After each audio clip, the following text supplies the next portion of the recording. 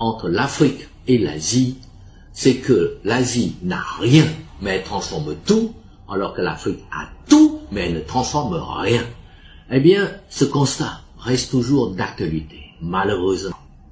La Malaisie a la même superficie, la même population, le même climat et les mêmes ressources que la Côte d'Ivoire, c'est-à-dire le cacao, l'EVA et le pétrole.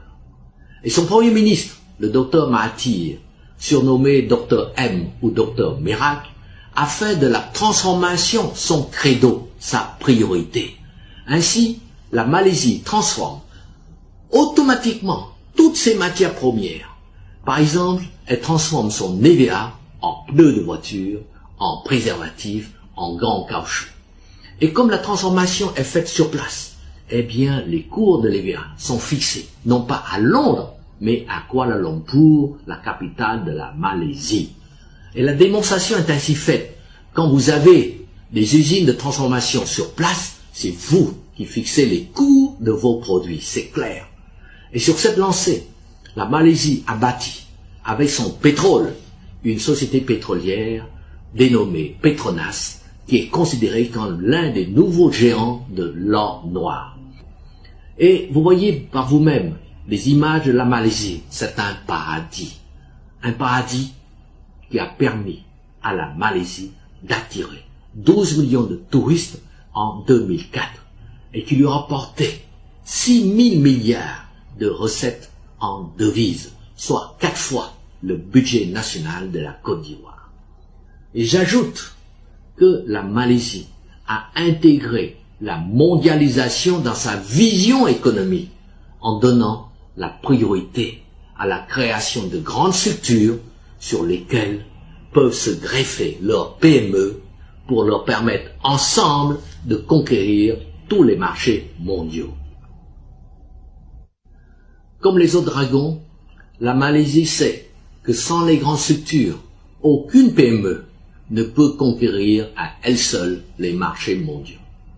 Et cette politique économique est un tel succès que les Malaisiens ont pleuré lorsque le docteur Mahathir a décidé de lui-même de démissionner en 2004. Voilà l'exemple d'un pays semblable à la Côte d'Ivoire, la Malaisie, qui a réussi à gagner sa bataille contre le sous-développement et contre la misère, et même à utiliser la mondialisation à son profit. Et tout cela grâce à sa politique de la transformation sur place de ses produits. Est-ce que vous savez que les Malaisiens allaient en Côte d'Ivoire pour dire aux Ivoiriens dans début des années 70, nous voulons être comme vous. Aujourd'hui, la Malaisie est une puissance régionale. Elle vend de l'huile de palme à la Côte d'Ivoire qui lui vendait de l'huile de palme avant.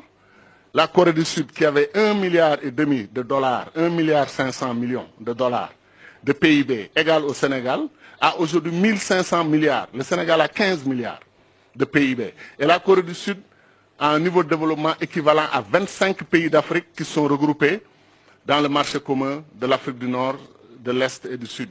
25 pays d'Afrique. Mais pourquoi? Parce qu'ils ont eu le bon leadership.